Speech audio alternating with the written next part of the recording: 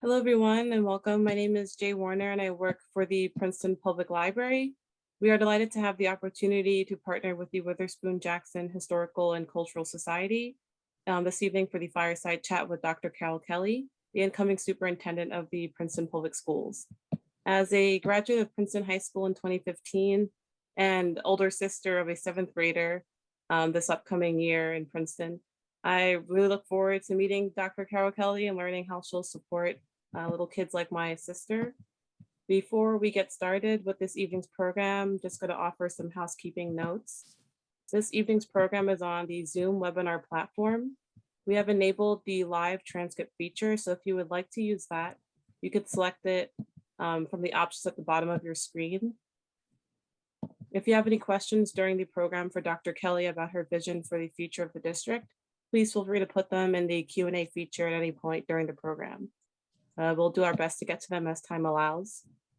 And before I go ahead and introduce Shirley, I would just like to thank our tech team for making this event possible on Zoom for you all. So without further ado, it is my pleasure to introduce Shirley Satterfield. Satterfield is the president and founder of the Witherspoon Jackson Historical and Cultural Society. Her family has lived in Princeton for 6 generations, and though she has held many positions here in Princeton, she's here tonight as the acknowledged historian for the Witherspoon Jackson of Princeton. When featured in an article on the Town Topic, she said, "As I look back, my mission in Princeton has been to promote the educational advancement of and instill a sense of purpose, self-worth, and respect in the youth of our town, to preserve the rich history of my church and community, and to remember and uplift those in the Witherspoon Jackson neighborhood who came before us, who cleared the path for us to grow, advance, and prosper."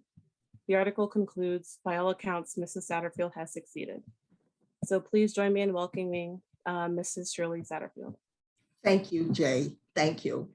Good evening, everyone, and welcome to the Witherspoon Jackson Historical and Cultural Society Fireside Chat. My sincere thanks to Jay Warner for your kind introduction. Also, the trustees of the Witherspoon Jackson Historical and Cultural Society appreciate the expertise of those who make this evening's chat possible. Ms. Kim Dorman, the Community Engagement Coordinator of the Princeton Public Library, and Mr. Julian Edgren, Architectural Designer at Studio Hillier. Thank you to the 3 members of tonight's tech team. As partners with the Princeton Public Library for this webinar, we thank the facilitators for this evening's fireside chat. Thank you to Ashley Hightower and Antoine Newlin. Both are graduates of Princeton High School and trustees of Witherspoon Jackson Historical and Cultural Society.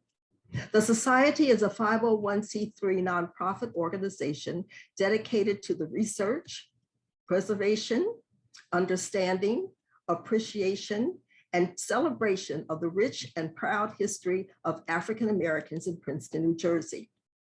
This evening, our mission is to appreciate the presence of Dr. Kelley, Superintendent of Princeton Public Schools, and to understand her vision for all of our students.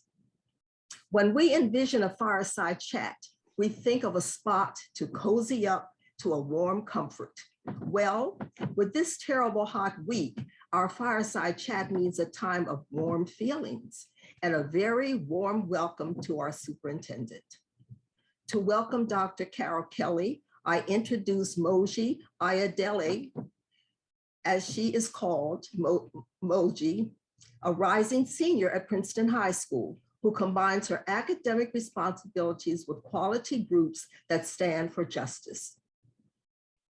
And she has been appointed to the Princeton High School as a principal, has appointed her as a student advisory committee, and she also is a student advisor for Not in Our Town, Princeton. I now introduce Moji, who will welcome Dr. Kelley. Good evening, everyone. It is my pleasure and honor to introduce Princeton Superintendent of Public Schools, Dr. Kelley. Dr. Kelley started as her superintendent on July 1st, when she completed 6 years as the superintendent of the Oak Park Elementary School District in Illinois. She knew during her younger years that she was interested in science and education. She received her Bachelor of Science in Systems Science Engineering from the University of Pennsylvania, and her MBA degree in general management from the University of Virginia Darden School of Business. She completed her formal education as she returned to the University of Pennsylvania, where she earned a Doctor of Education degree in educational and organizational leadership. Dr. Kelley has served as Vice President of Educational Services at Education Learning Partner Schools of Philadelphia. Moving to New Jersey, she was the Director of Curriculum and Instruction at Hunterdon Central Regional High School. In 2012, she started her journey as Superintendent of the Branchburg Township School District in Branchford, New Jersey. Then for 6 years and 1 month, Dr. Kelley was Superintendent of Schools in the Oak Park Elementary District in Illinois. With more than 25 years as an educator serving grades kindergarten through 12th grade, she has shared her professional training and achievement in service management and education. As of July 1st, Dr. Kelley is the Superintendent of Princeton Public Schools. Dr. Kelley, we warmly welcome you and look forward to your words of wisdom for your service, vision, and goals for the education of all students in Princeton. Thank you so much for that warm welcome. I'm actually going to begin to share my screen. As I do that, I want to thank all of you for being here this evening. I especially want to thank the Witherspoon Jackson Historical and Cultural Society for just thinking about me and having me here this evening. I'd like to thank Jay. Thank you so much, Jay, for your introduction of the program. Moji, thank you for that warm introduction. And of course, Mrs. Satterfield, thank you so much for your kindness that you've shown to me as I've entered into the Princeton community. And to my fellow panelists, thank you for being here this evening. So I'm not going to keep you long with this quick introduction of myself. I just want to let all of you know how incredibly grateful I am to be selected as the newest superintendent of Princeton Public Schools. As you know, and as you just heard from the introduction, I see myself as an advocate and also a champion for the students that attend our schools. I cannot believe that I have now over 25 years of experience in public schools. I honestly did not go to college to become an educator. It was not even on the horizon for me. I grew up in Philadelphia, and I knew that I was kind of good in math and science. So I really went to school to become a doctor because my third grade teacher used to call me Dr. Carroll, which was my maiden name. Please do not laugh at me. However, over the years, I can say that I am completely overjoyed that I have found my way into this field, and I feel as if I've come home. I believe that all children can learn at really high levels. I believe that all students should have access to high quality instruction. I believe that all schools should thrive, and that the role of individuals like myself and my team who will work alongside me at Valley Road, some of us call that central office, that our role is to support our school leaders and our teacher leaders so that they can make the magic that should happen every day in every school for every child. Some of the key initiatives that I've had the opportunity of leading throughout my career include the following. As I said, I believe that all students can learn at really high level. And I believe that our role as educational leaders, as equity leaders, is to create the supporting conditions that will help students reach those levels. So I've had the opportunity in my former district in Oak Park to create a multi-tiered system of support, not just academically, but also on the social emotional side, so that regardless of where students were, we were able to meet their needs and provide the additional supports for them without sending them out to additional teacher and by continuing to create more inclusive environments. I firmly believe in the investment of our educators, both our teachers as well as our administrators. So I've had the opportunity over the years, not just as a superintendent of Oak Park, but throughout the years of creating professional development opportunities for staff, helping them to create the really high quality, deep learning experiences that I feel that all students have the right to have. I'm very proud to say that I've worked alongside other educators in Oak Park to not just develop workforce strategies to hire more diverse staff, but also to think of the ways to retain the staff once we did hire them, whether that was sending staff members to the Black Teachers Project with the National Equity Project, creating affinity spaces for staff, or just listening to their voices to hear like what their lived experiences were and using that information to inform our ways of support. I've had the opportunity of creating systems to listen to our students' voices and to respond to what they are telling us.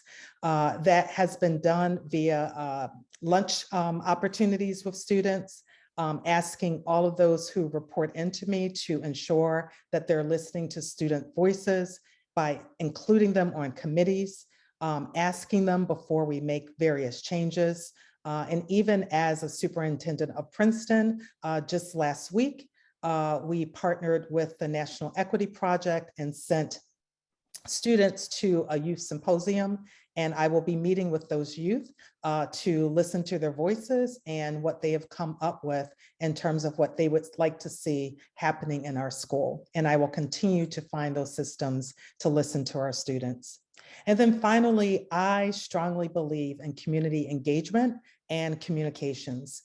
So I will be developing here as well as I had in my prior districts, ways to listen to all voices, not just the voices of stakeholders who are traditionally at the table, but trying to find ways to ensure that we are providing opportunities and access to all of our stakeholders so that we could hear about your lived experiences and so that we can inform the work that we're doing.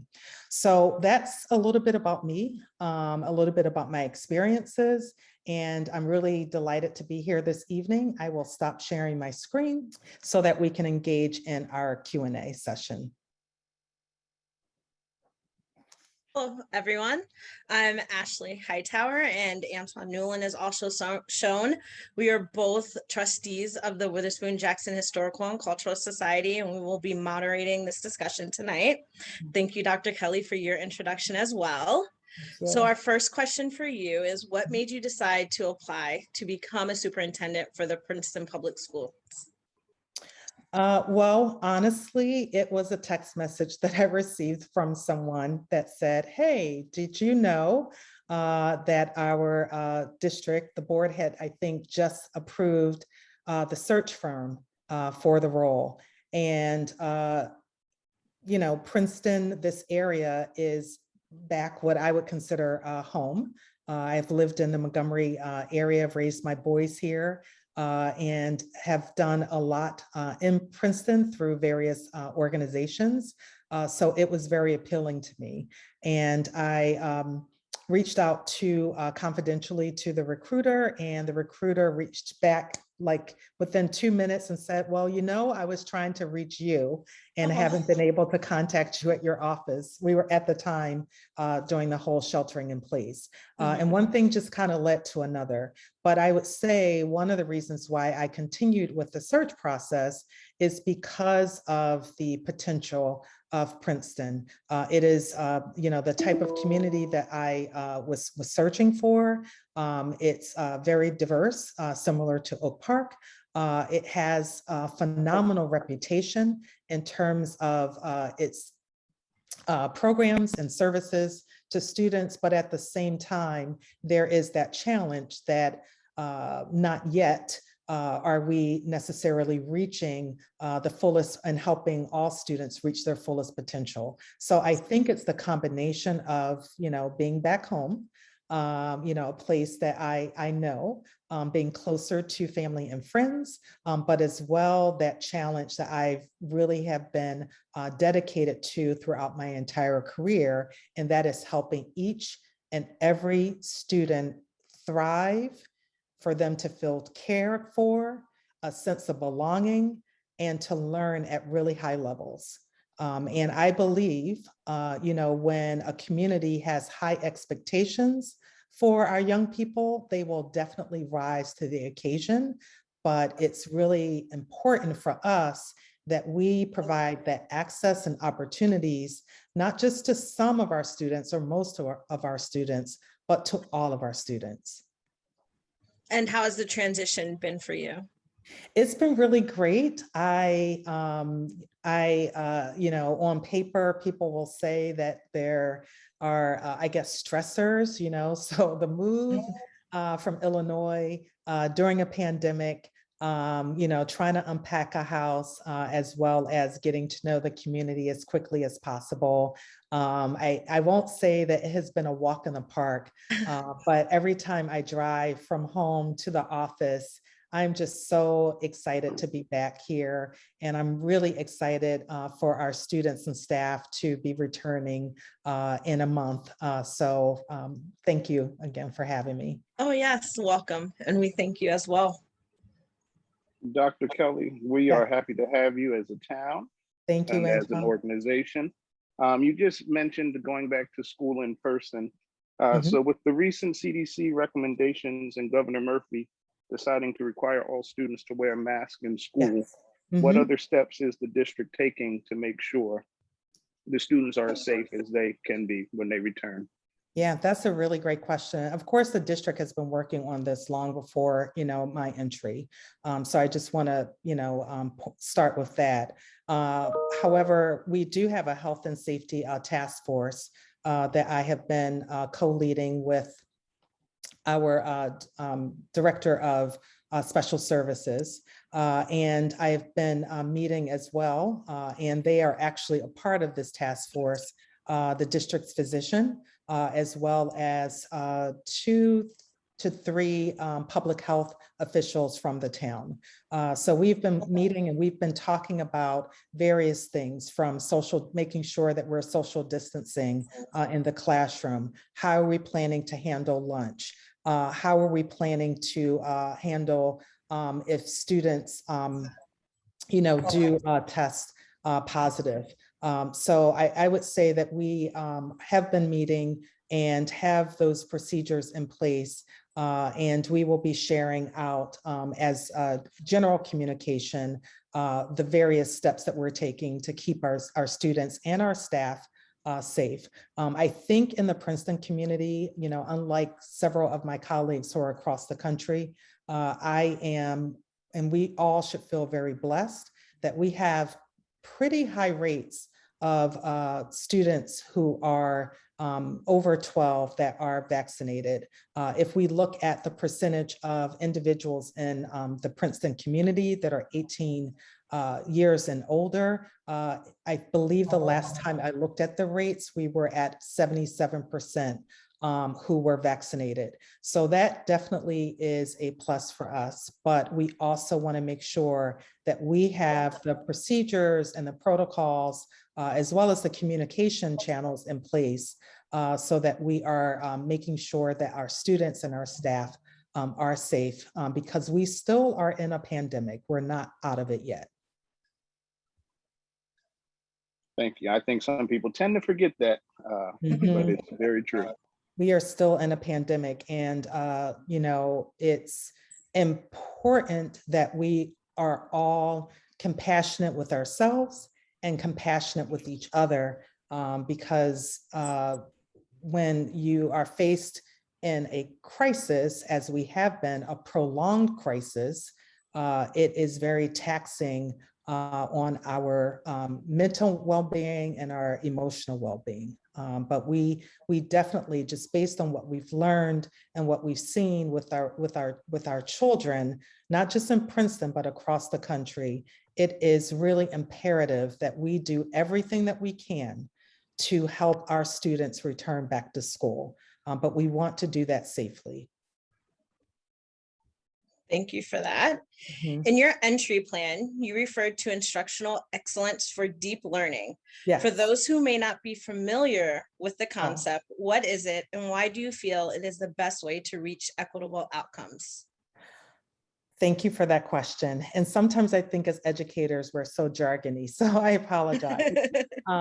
So deep learning is actually a term. And when I think of deep learning, I think of learning experiences for our students that are rigorous, but also relevant and meaningful for them. So we're not simply just trying to give them information where they just regurgitate it and, maybe after the exam or after they've written a paper, they've forgotten about it. But we want to help them make connections to other content and help them see how they can apply it later in life to either help themselves or help their community.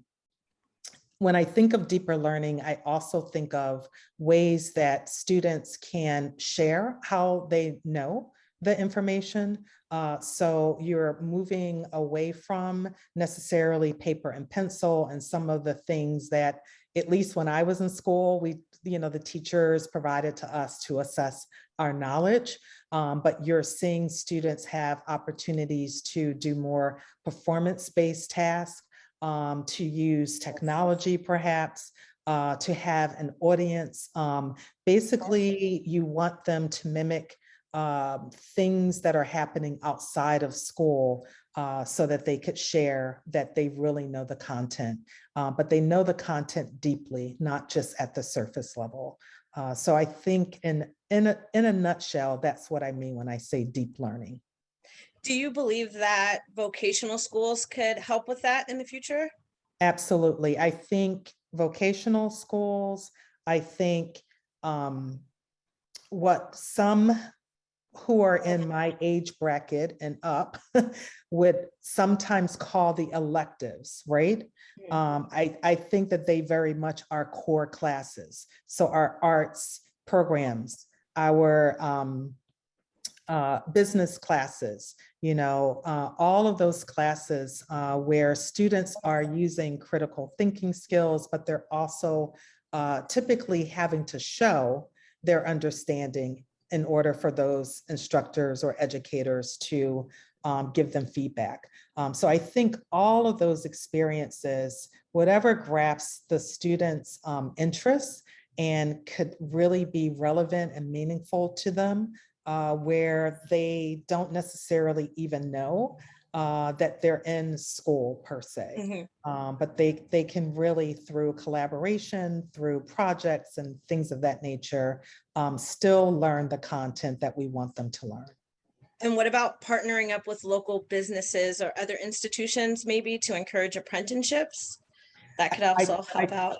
Absolutely. I think, and I am hesitant because I don't want to scare people off before I even, see. Understand. Staff. But I definitely feel, in many instances that this pandemic for us and for all school systems does give us an opportunity to reimagine and not necessarily go back to schooling the way that it was prior to the pandemic. So what are the things that we have learned? Because, as Antoine said, we have had to adjust, as a result of our not being able to be in person full-time in brick and mortar. So what are the things that we've done to adjust to make schooling more engaging for all of our students? What are the things that we have learned about our system that we could perhaps not necessarily, go back to if we stop doing it? And what are the things that we can continue to do that we started as a result of the pandemic? But I do think that it's an opportunity for us to recreate and reimagine how we think about schooling, how we think about measuring student success, and how we think about even defining what student success is. So Dr. Kelley, I had the pleasure of meeting you at the joint effort event held at the Arts Council last Wednesday. Yes. And one of the things that you spoke about was a village mentality that you grew up with, where everyone in your community was involved in playing a part in your success. Absolutely. very familiar to me, as everyone in my community growing up played that same role. That is something that that is something lacking nowadays in many communities. And what are some key aspects that you took away from the community involvement, and how can we sustain that here in Princeton? Oh, that's such a good question. I guess just to let everyone know, if just for context, what I mentioned last week at that event is that I grew up in North Philadelphia, and if anyone that's listening is not familiar, North Philly, I grew up in row homes. So the neighborhood when I was coming up was very much connected to each other. And there were various things that, my neighbors did and my parents to do that. I think a part of it, honestly, Antoine, is, just the time period that I was coming up. Probably looking back, was the community providing that protection, for us against, the world outside. Because sometimes it just, I grew up in an all-Black neighborhood. Outside of our neighborhood may not have been as friendly to us. So I think, looking back, that probably was part of it. But what I shared last week was, every single adult on that block where I grew up, it was like having a whole block full of parents. So when I got my report card, literally we had to go, by each house on our walk home from school and show that report card.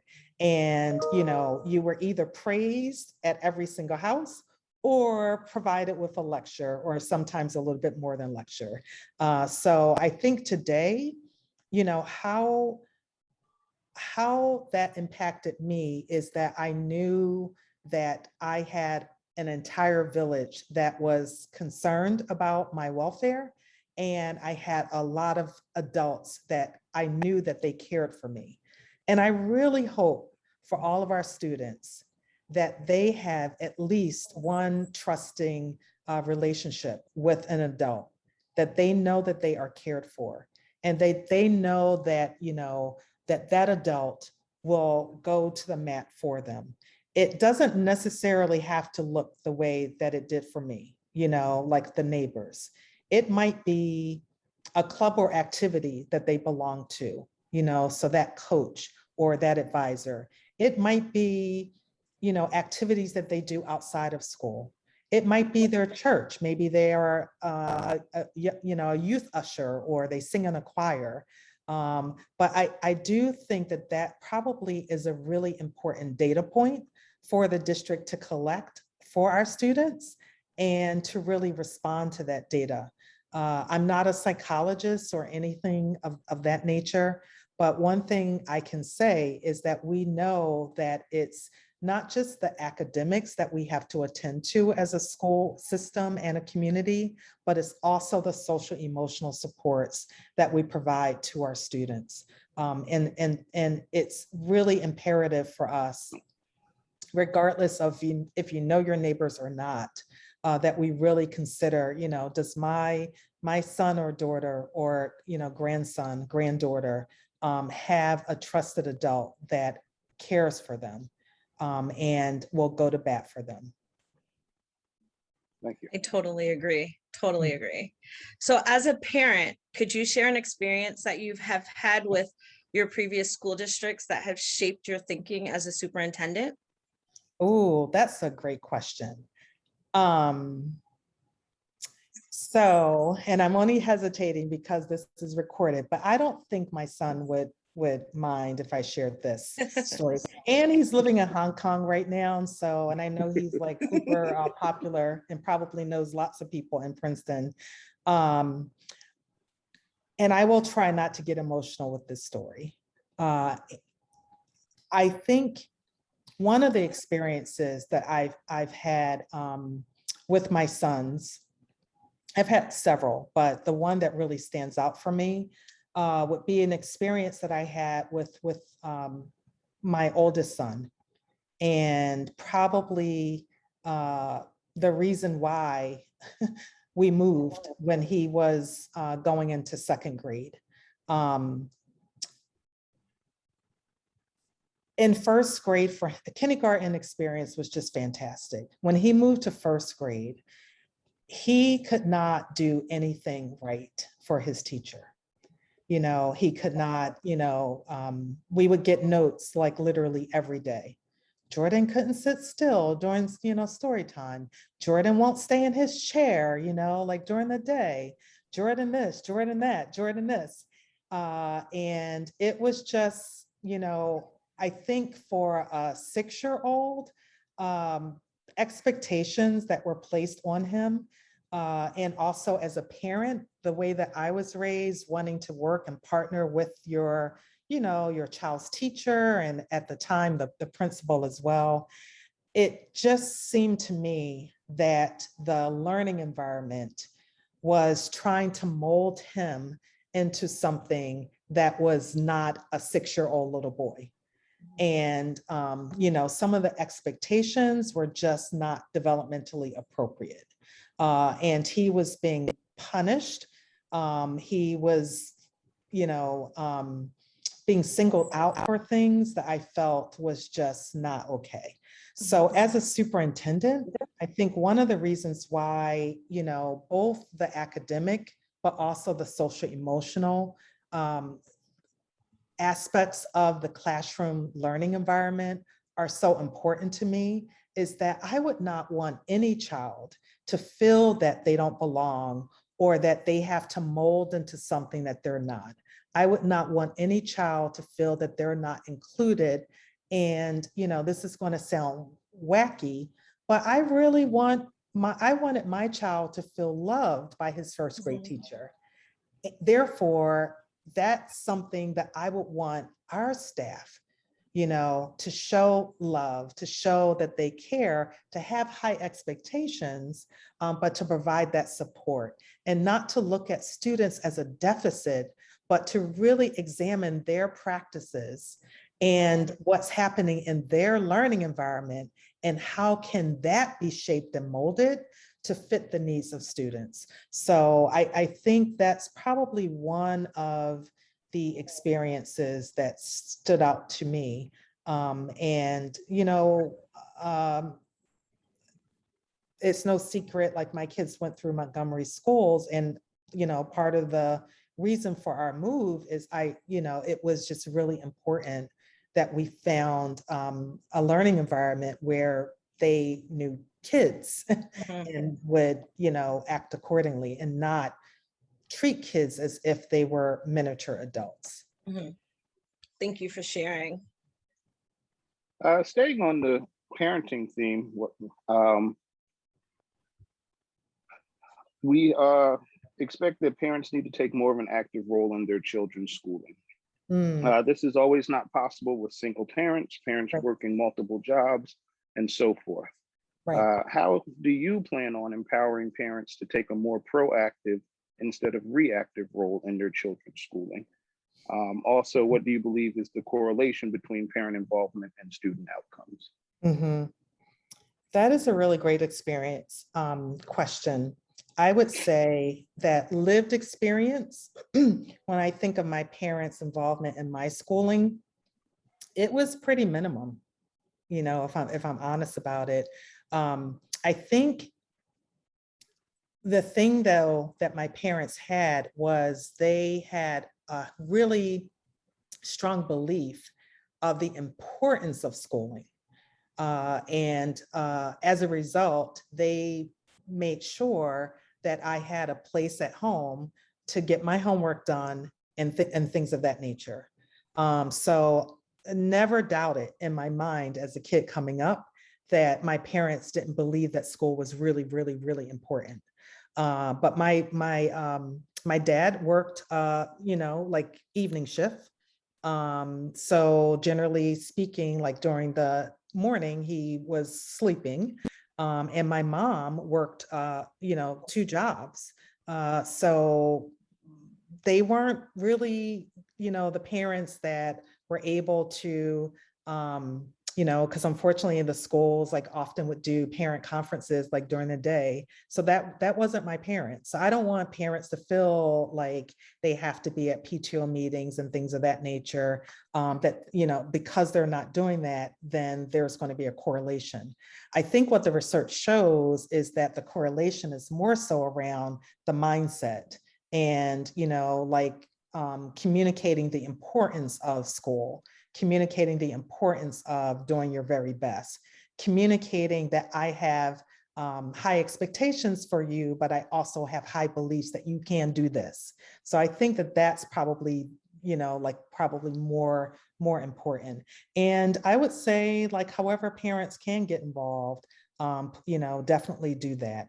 And if at all possible, I just keep going back to, it takes a village. So really trying to form relationships with other adults, in your child's school or in your neighborhood, where, perhaps it's not you that's going to PTO meetings or things of that nature, but someone in your circle that is, and just really sharing, some of those opportunities with each other. You may not be able to do everything, but the things that you can do, perhaps you could share with others. So I would, strongly encourage that.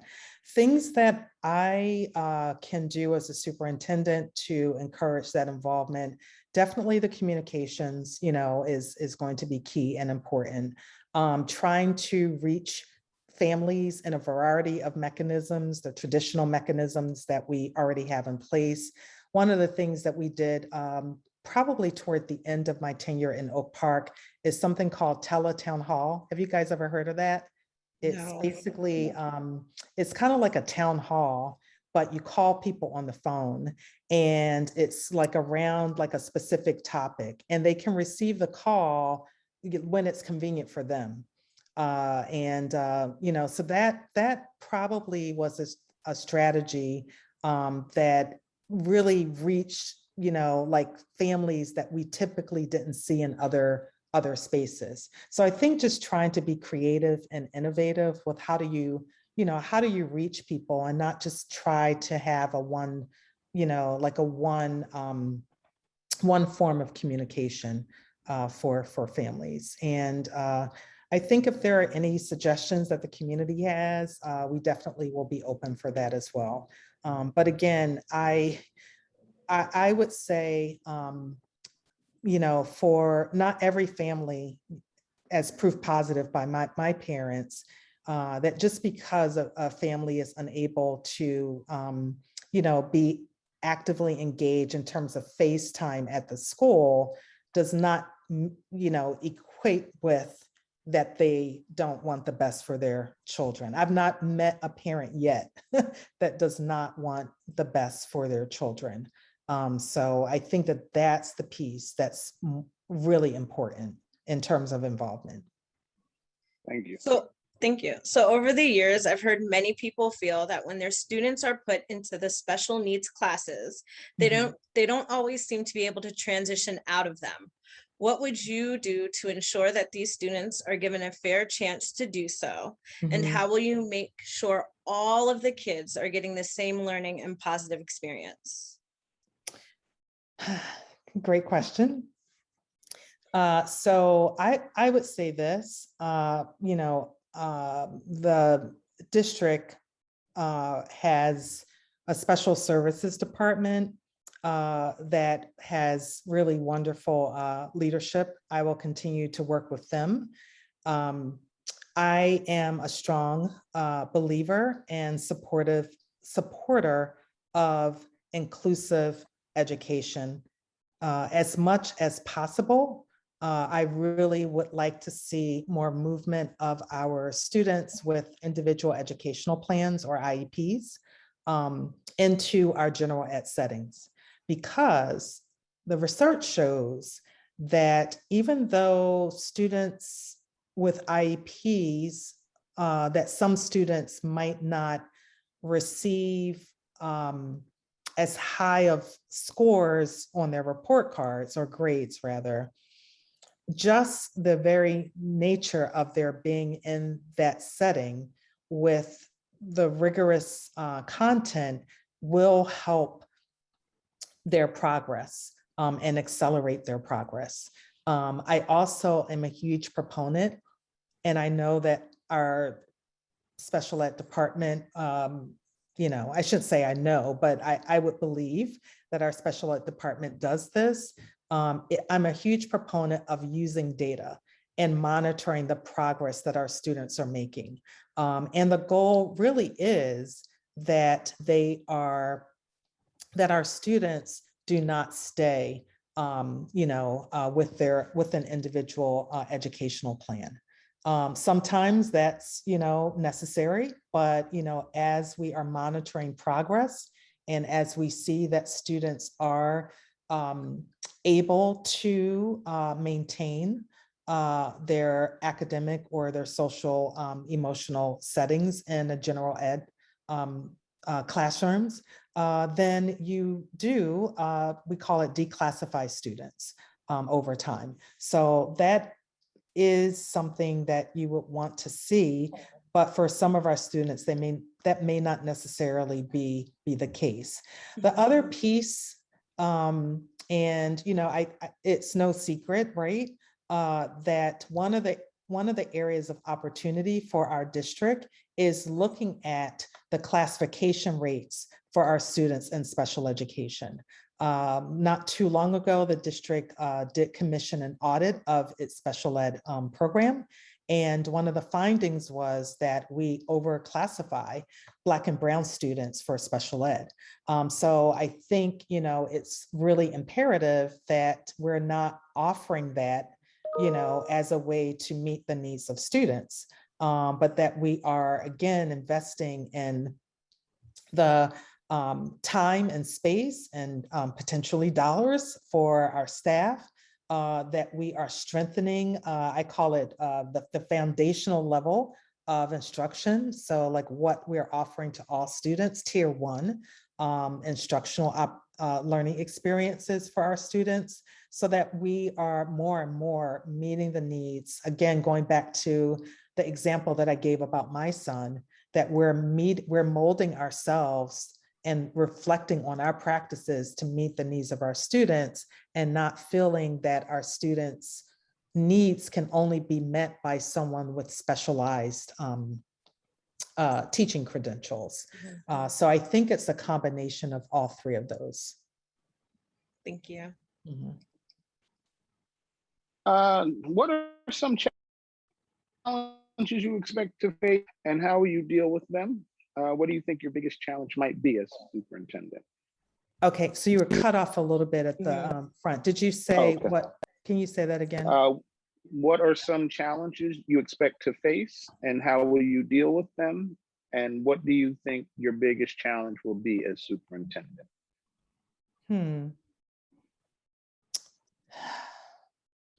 Well, I think initially, one of the biggest challenges I might face, and I'm making this prediction just based on my experiences from Oak Park, very similar community, very engaged, very diverse, and you know, multiple interest of the community, and multiple groups who really want to partner and, you know, and work in support of the district. So I think the reason why that's a challenge is that it's going to be really important for us as a community to be very intentional about our actions, because at the end of the day, we want all of our students to succeed, right? To thrive in school, and that we're meeting their needs.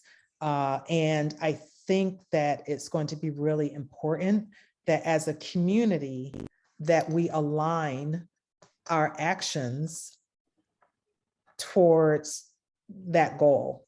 And if you have, you know, a lot of different competing interests, it may result in just a lot of activity, but not the movement that we would want to see. I think that probably would be the biggest challenge, to bring our community together internally in terms of the staff, externally in terms of other, stakeholders in the school community, so that we can have our activities aligned so that we are more cohesive and rowing in the same direction. So I think that probably will be like the largest challenge. What are your views on critical race theory? So a lot of talk about critical race theory, probably as a result of most districts now are very intentionally focused around equity. So CRT, when I think of CRT, the first thing that I think of is not critical race theory. I'm thinking of culturally responsive teaching. Honestly, I'm not really that up on, I think that's more of a legal for people who've gone to law school than educators. But if you're talking about the importance of our curriculum representing all identities, if you're talking about the importance of working with, in terms of professional development, our staff to help them infuse our full history, to infuse different aspects of the curriculum, I would say that I am a huge proponent of it. So that to me is more like culturally responsive teaching. I'm just not as familiar with critical race theory. Sorry about that. Okay, thank you. Mm-hmm. As a graduate of PHS, there always seemed to be two different guidance counselors. The ones that had your best interest in mind and those who couldn't wait to get you out of their office. Mm-hmm. It was somewhat of a deflating feeling and made you not even want to go to them for help if you had go to them for help. Wow. Mm-hmm. What do you feel is the role of guidance, and how can we ensure that students don't feel the same way? Yes, so definitely you want your guidance counselor. They really wear multiple hats. On one hand, they certainly are helpful, and especially at the high school level, in helping students to identify, what courses they should be taking, where, what colleges or technical skills that they're looking for opportunities post graduation. But at the same time, they also wear the hat of being able to provide counseling and guidance if students need support on the emotional, social setting or mental health aspect. So I definitely, would want our school counselors to feel supported by the district in terms of the support that we provide to them, in terms of the number of students on their caseload, in terms of professional learning opportunities, because their role is just vitally important in the life of a student, regardless if they're in kindergarten all the way up to 12th grade. So I would hope that they would, based on data from the students, that they're running groups, that they're doing one-on-one sessions, that, at the elementary level, perhaps they're even pushing into classrooms to teach various lessons, and to partner with our teachers and the administrators to help us design programs and services to support the whole child. We have just recently named our new director of guidance, and she's going to report directly to me because of the importance to me of not just the academic excellence that we want all of our students to have, but we also want to make sure that we're looking at the emotional, the mental health of our students as well, and that they feel emotionally safe. So I think, just based on her vision and her experiences, I'm really excited to see where that department is going to go next, really building on all the wonderful things that they've done in the past. Thank you. And Mhm. for our final question of the evening, what Okay. can the Witherspoon Jackson Historical and Cultural Society do to support you during your tenure here at Princeton Public Schools? Well, I definitely hope this, I know this is a really wonderful welcome. I would hope that perhaps we could continue these fireside chats. As we're doing various work in the district, would love to use this as an opportunity to share out some of the things, or maybe as you collect questions or hearing different things. So I think this is a huge support and a great vehicle for the district. I think just really continuing to be the champions for our students. As the question that Antoine asked earlier about, that neighborhood village that I had. So just really continuing to maybe look for opportunities to be that village for the students that we serve. And just to continue that partnership. I know that we are human beings, so some of the actions and steps that we take, we will have the opportunity to learn and look for what are the ways that we could do that better. So I would hope that you would just let us know what are the ways that we could do something better. As a reflective practitioner myself, I welcome that from the Historical and Cultural Society as well. Thank you.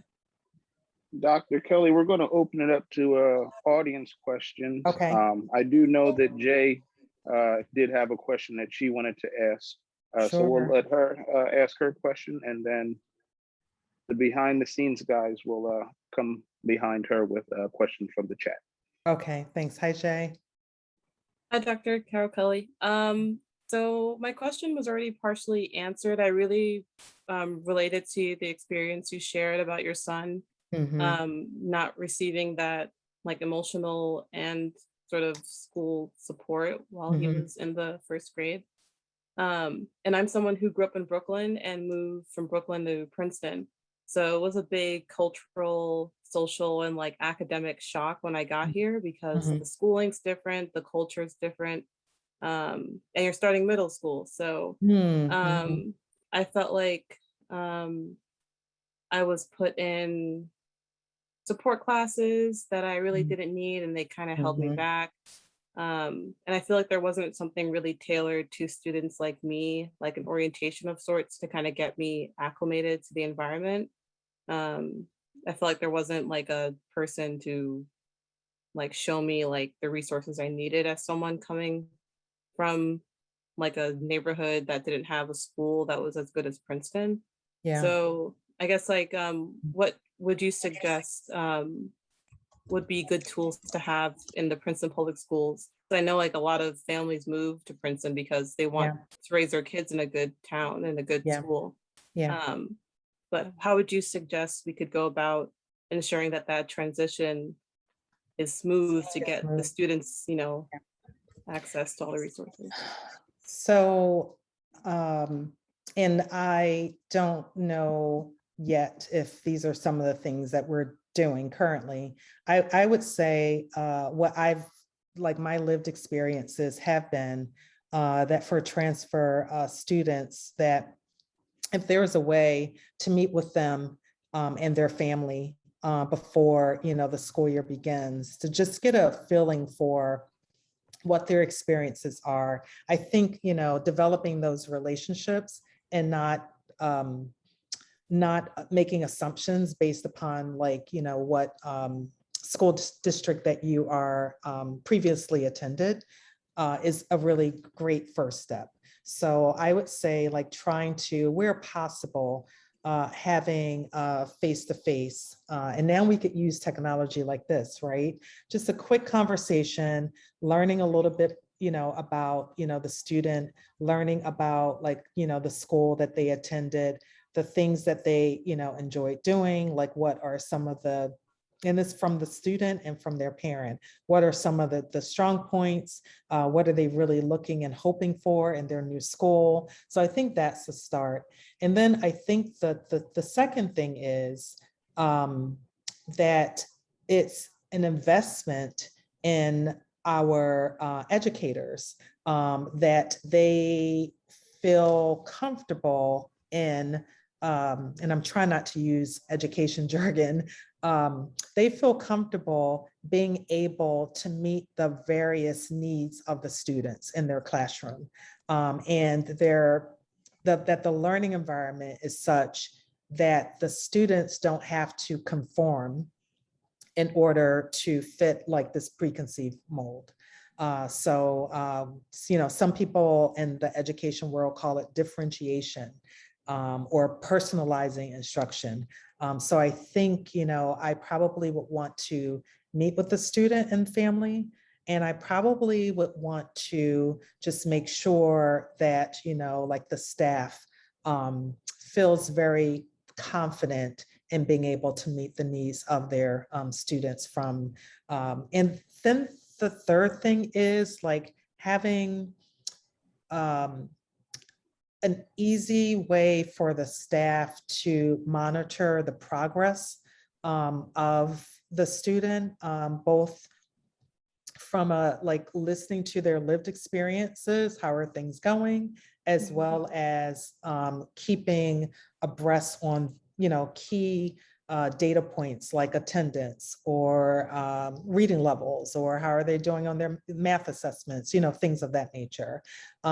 Getting just like observation data. Does it seem that they are making friends, or do they have like a group to sit with at lunch and things of that nature? So I think, like various forms of data, that the classroom learning environment is meeting the needs of the student. And then before they get to school, like some type of introductory, where you're building the start of that relationship with the family and the student. Did that answer your question? Yeah, thank you. No, that was really good. Thank you. So we do have some questions from the audience. And also, thank you all so much. It was such a wonderful conversation.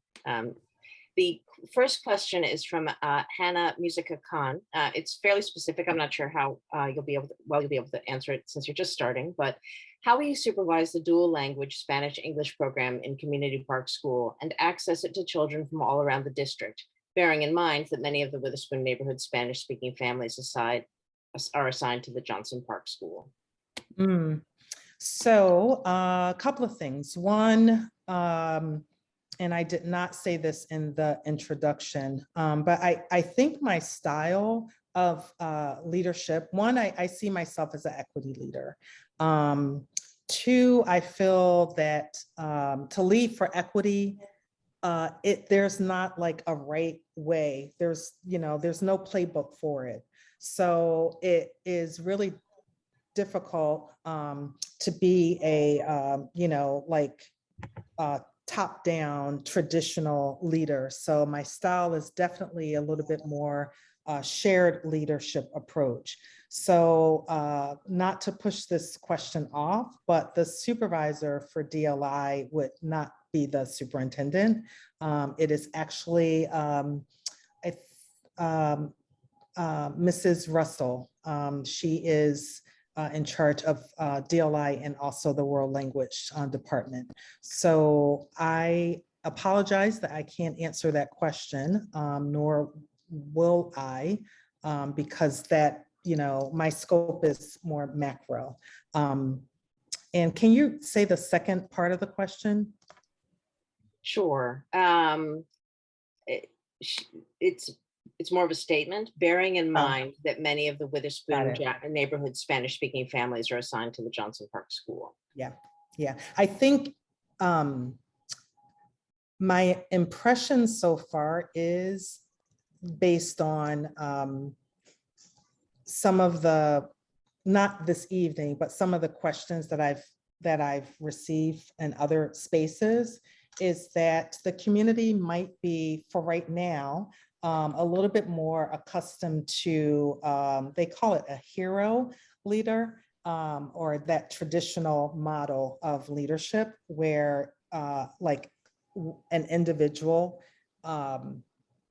is, and yes, as a superintendent, you know, the leader of the district, you are setting the charge, but I will definitely be sharing the approach by listening, and also by having a structure of a distributed structure of leadership, because leadership is anyone who sees something that needs to be changed and is willing and committed to doing that work. So a leader could be a student, teacher, parent, principal, but the goal is, as a superintendent, that we should have that culture in place, that it should not matter who is sitting in the seat as the superintendent, but you're able to sustain that work long beyond when she leaves.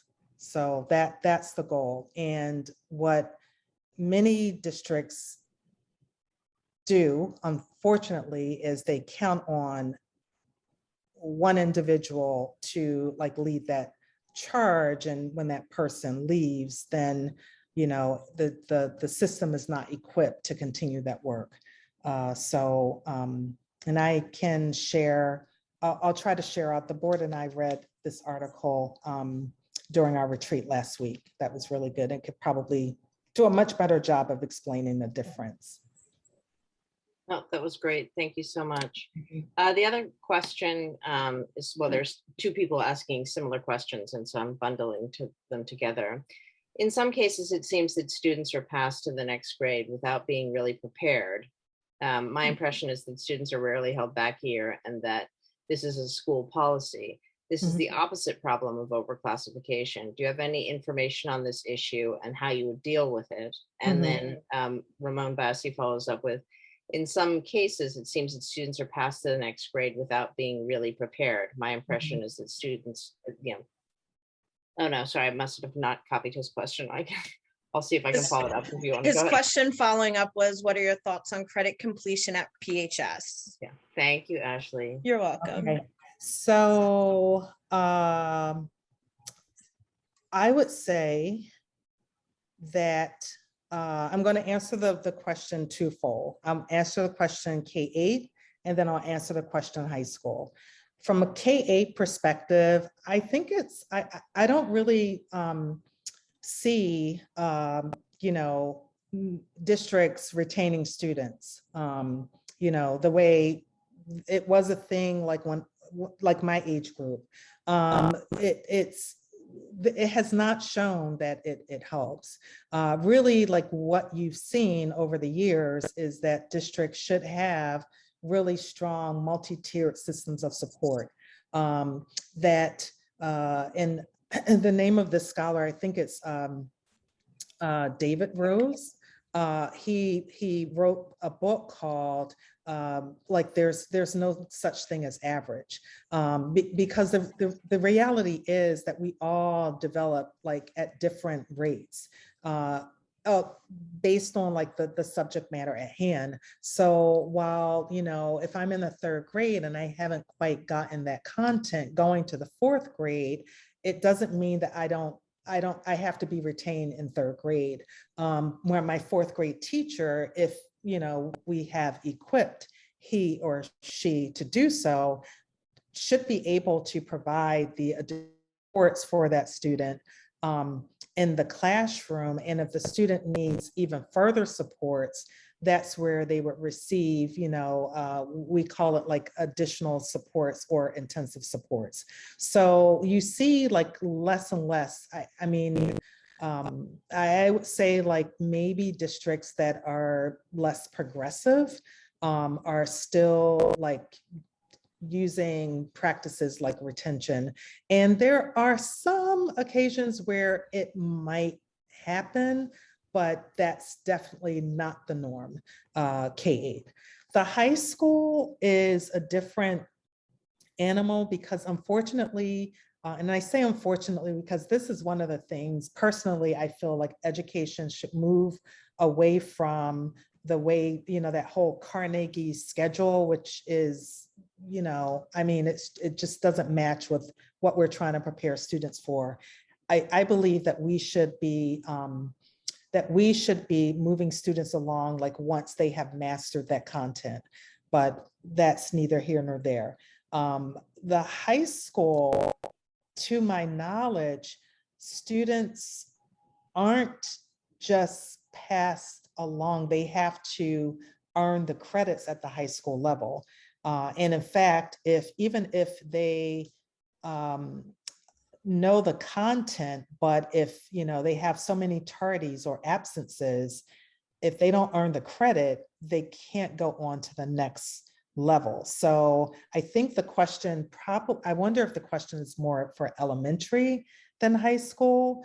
But I would say that, the retaining students is not it's not like a practice that is really that you see often these days, but you use your various systems of support academically for students. And it does not mean that you classify or try to classify students, but you're using your systems of support to provide the additional supports that the students might need to help them get to grade level or to accelerate where they are, from where they are to where, that grade level. For the second part of the question, now you're going to have to repeat that. The second question, the second part was, can you say that again? I'm sorry. It was about the credit completion at PHS. So the credit completion, I don't know enough about how they offer that to intelligently answer, but what you've seen traditionally at high schools is for students that have not gotten their credit, high schools do a variety of things to help students recapture their credit. And I'm imagining now that we have been pandemic, they probably have even more opportunities for students to recapture their credit. But I just, because I'm still new here, I don't know what our processes are. I would be a proponent for students to be able to recapture their credit because I think, and the reason why I would be a proponent for it is that often when students are in that mode, you are largely focused on the mastery of the content and not just, other things, the whole Carnegie unit. But I do think that is outdated and should be changed. And I'm not talking from Princeton High School perspective, but education in general. Thank you so much. Mhm. So as our time here tonight has come to an end, the Witherspoon Jackson Historical and Cultural Society would like to thank you, Dr. Kelley, for this chat. We wish you much success in your first year and the years to come. We would also like to thank Kim Dorman, Jay Warner, the Princeton Public Library, and Moji for collaborating with us this evening as well.